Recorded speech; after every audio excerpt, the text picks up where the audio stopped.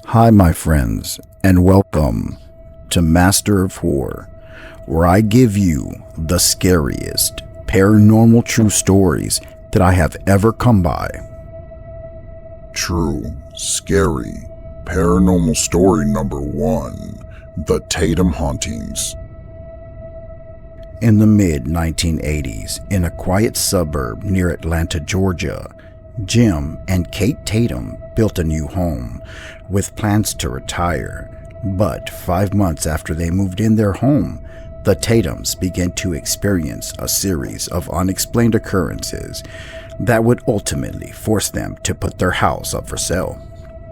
One dark night, Kate could not sleep, and she felt as if something was in the hallway outside her bedroom. When she got up to investigate, she saw a glimpse of a dark, black figure walking past her open doorway. She told her husband, Tim, and he searched the whole house with nothing to show for. Shortly after the incident, Kate just suspected that he may not have been an actual person, but maybe a ghost or even a demon. 2 months later, one night in March, Jim was working upstairs on the house. He stopped working when Kate called him for dinner, and he unplugged his drill and put it to the side. As the evening wore on, Jim decided to watch a movie, while Kate went upstairs to read a book. Later, Kate heard the sound of the drill outside her bedroom. She thought Jim was teasing her about having seen a ghost earlier, but before long she felt that the joke had gone on for way too long, and got up out of bed and walked into the hallway. It was empty, and the drill that was making noise earlier was unplugged, laying on the ground. When she knelt down to touch the drill to see if it was warm, it was ice cold. Not too long after that, Jim bought Kate a bell to ring when she needed something. It was an angel bell that he had bought at a garage sale. Kate had a surgery and was having trouble getting out of bed, and he didn't want her to move around too much, especially after having the surgery. One night, Jim heard the bell ring and went to see what Kate needed. He found that Kate was sound asleep and the bell had not been moved at all. After the third time of this happening, Jim had gotten tired of the teasing of the ringing of the bell. So one day, Jim and Kate were at the breakfast table, and Jim came up with an idea. He whispered to Kate that only after the bell rang 3 times in a row would he then know it was Kate, rather than it just ringing once, like it had been doing by itself. Then, and only then, would he come upstairs. That very night, while Jim was downstairs watching TV, the angel bell rang 3 times, just as they had talked about at the breakfast table. Believing this time it was truly Kate, Jim made his way upstairs. But when he got to Kate's room, what he saw shocked him to the core. Kate, his wife, was sound asleep. The angel bell wasn't even near Kate. It was on the shelf across the bed. That's when Jim knew for sure that a ghost heard their conversation earlier at the breakfast table and heard him tell Kate to ring the bell 3 times. Jim picked up the angel bell and looked at it, and then placed it back on the shelf and walked out of the room. But before he could leave the bedroom, the angel bell rang a 4th time behind his back. Jim said he got chills running up and down his arms. He said he felt as if something was staring at him, that the fear he felt at that moment was unexplainable. That this experience went against everything he was ever taught regarding the paranormal, and that he is truly a believer to this day. The Tatums, not too long after, moved out of their dream home and put it up for sale. True, scary, paranormal story number 2, the Club. This story I'm about to tell you was told by my dad many years ago, and his dad told me, which is my grandfather. I am now 42 years old. He told me this story when I was only 12. I never forgot it, and to this day, it's one of the scariest things that involve the paranormal. This true story took place in Corpus Christi, Texas, around the 1950s. My grandpa would play accordion. He was really good at it, but never really had the time to take his dream further. One late evening, my grandpa was sitting in the backyard playing his accordion. He was getting ready to head back inside the house when a man came from nowhere. He walked up to my grandpa and told him he played good music. The man was wearing a nice suit and had scars on his face. It looked like burn marks. He told my grandpa if he would like to join his band. The man said they would be playing at a local club in Corpus Christi the following day. If my grandpa was interested, and if so, to meet around midnight. Even though the time was pretty late, my grandpa agreed. He was extremely excited at the opportunity of being able to play in a club for the first time. He thanked the man and went into the house. He told my grandma the good news. When it was time for him to go to the club the next day, my grandpa grabbed his accordion and told my grandma he promises he wouldn't drink, and he shouldn't take too long. He kissed my grandma and made his way to the club. When he showed up to the club, he was shocked of how beautiful it looked. People were dancing and they were dressed in tuxedos. He made it to the stage, and that's when the man who talked to him the previous night with burn scars on his face spotted my grandfather. He called him over to the top of the stage, where he and the band were. When my grandpa made it to the top of the stage, the man then asked if he knew how to play the song they were playing at the moment. My grandpa anxiously told him he knew how to play the song. He followed along. My grandpa was beginning to fit right in. Everything happened so fast. He thought to himself, how could I be so lucky? One minute he was outside playing alone, and now he was in front of an audience on stage. As he was playing the accordion, he began to look at the people dancing, and he noticed something quite odd. One of the women dancing had weird-looking feet.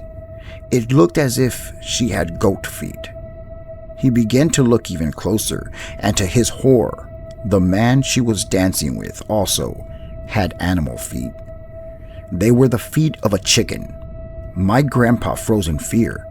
When he looked at everyone on the dance floor, he saw that they all had animal feet. He quickly looked at the band that was on the stage with him. The singer had pig feet, and the rest of the band had goat and chicken feet. My grandpa was petrified. He couldn't believe what he was seeing with his own eyes. As if on cue, the music stopped. Everyone in the dance hall stopped moving and looked at him with smiling, creepy faces. Even the band on stage. That's when my grandpa screamed and jumped off the stage, leaving behind his accordion. He quickly ran out of the club. He ran faster than he had ever ran in his entire life, never looking back. When he made it home, he told my grandma everything that happened at night. The following morning, my grandfather and some of his friends went back to the club to see if anyone was still there. As they got closer to the club, they noticed that it was all boarded up. It looked vacant. It looked as if it had been closed for years. It also looked as if it had a fire at one point. My grandfather was in shock. He couldn't believe his eyes. He told everyone that he was not lying. That's when he remembered he left his accordion on the stage. He asked his friends to please help him get in the club. His friends were reluctant, thinking that my grandpa lost his marbles. But after he begged them, they finally agreed. They were able to break through the front door. After they made their way inside, they all looked at the stage, and there, sitting on it, was the accordion. At that point, everyone believed what he was saying, and that it was in fact true. Later, he found a newspaper that confirmed the club had burned down, taking the lives of everyone in it, including the band members. The scariest part was the owner of the club that died in the fire was the same man that talked to my grandfather the night he was alone playing the accordion. True, scary, paranormal story number 3. The entity on my roof. 12 years ago, when I was 20, I had been married for 2 years and had 2 kids. I was a stay-at-home mom and my husband worked late at night at an office job. We lived in a double-wide trailer. One night, I was home alone because the kids were visiting their grandparents, and I decided to relax and watch a movie. Our home was about a mile away from the nearest neighbor's house. It rested atop a large hill that was surrounded by dense forest. I had barely started the movie when I heard what sounded like a kitten meowing outside. I got up and decided to investigate. So I went outside and immediately noticed something wasn't right. The meowing sounded like it was coming from about 20 feet up in a large oak tree.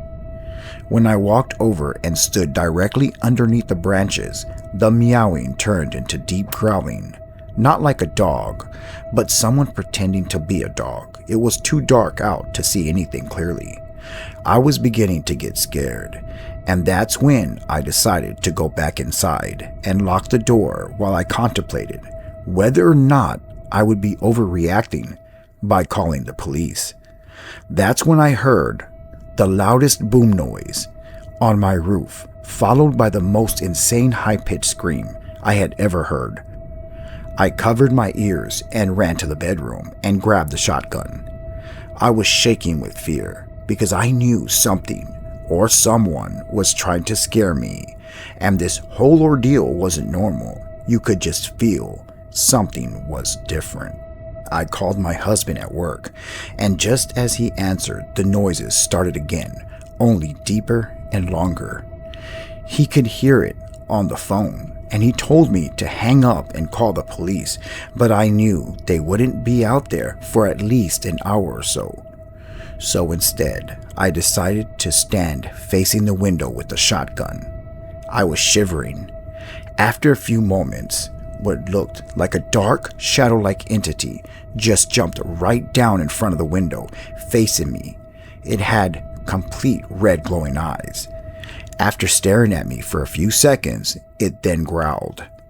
I was in disbelief at what I was looking at, and just then I heard another sound on top of the roof, and just like the first one, another dark entity jumped down off the roof, staring right at me. It was standing next to the first one. Instinctively, I cocked back the hammer on the shotgun. I didn't want to shoot through the window if I couldn't help it, but I wasn't going to let them in the house. It looked like they pressed their faces to the window, and all I could think about was how silent it was, and all of a sudden, how pulling the trigger would break the silence. I'm not sure how long we locked eyes, but I suddenly noticed a pair of headlights coming up the driveway. I recognized my husband's car. He took off from his job as soon as I had called him. I wanted to scream out for him not to get out of the car, but before I could even open my mouth, both black entities jumped back on the roof and into the darkness. My husband never caught a glimpse of them and ultimately didn't believe me, but his mother did and confided in me that she had seen them before. She believed that they were some kind of demon. Over the next few years before we moved away, I would occasionally hear meowing from the trees and around my house at night, especially when I was alone. But I would never go out to investigate, not after what happened the last time. I'm not sure what they were, but paranormal or not, I don't think I ever want to find out what they wanted from me.